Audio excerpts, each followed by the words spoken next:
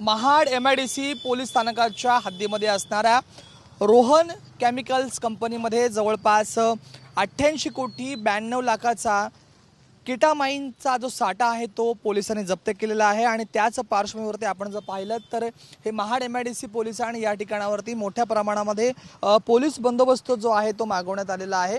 या ठिकाणी जर आपण पाहिलं तर 4 आरोपी जे आहेत ते अद्यापपर्यंत पोलिसांनी 3 आरोपी जे ते पोलिसांनी ताब्यात घेतलेले आहेत। एका आरोपीचा पोलिसांच्या मार्फत शोध सुरू आहे। मात्र या ठिकाणी कुठल्याही पद्धतीमध्ये कायदा आणि सुव्यवस्था बिघडायला नको याच कारणास्तव या ठिकाणी पोलीस बळ जे आहे ते वाढवण्यात आलेलं आहे। RPF जी त्यांची राज्य राखीव दल असेल त्या पोलिसांना या ठिकाणी पाचारण करण्यात आलेलं आहे।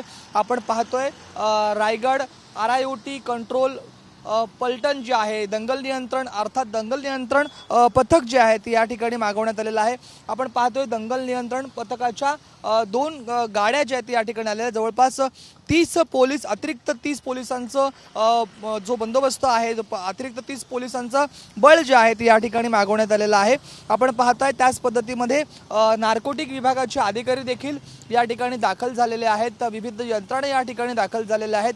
अंमली पदार्थ असेल अर्थात नार्कोटिक विभागाचे अधिकारी देखील या महाड MIDC पोलीस स्थानकामध्ये दाखल झालेले आहेत।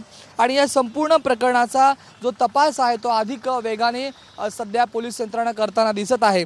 या संपूर्ण प्रकरणी अद्यापही काही जे आरोपी आहेत ते आरोपी होऊ शकतात। त्या आरोपींचा या ठिकाणी या प्रकरणामध्ये समावेश आहे की नाही किंवा या प्रकरणामध्ये अद्याप किती आरोपी आहेत किंवा या संपूर्ण प्रकरण कोण या प्रकरणामध्ये गवलेलं आहे या सगळ्या प्रकरणाचा तपास जो आहे तो सध्या महाड पोलीस यंत्रणेमार्फत केला जातोय।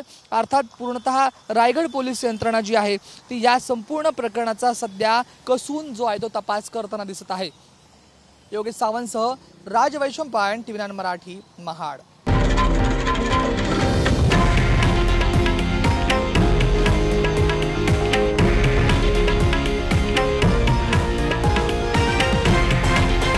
हे आहे देशातील नंबर 1 न्यूज नेटवर्क आणि आपण पाहत आहात TV9 मराठी, एकमेव।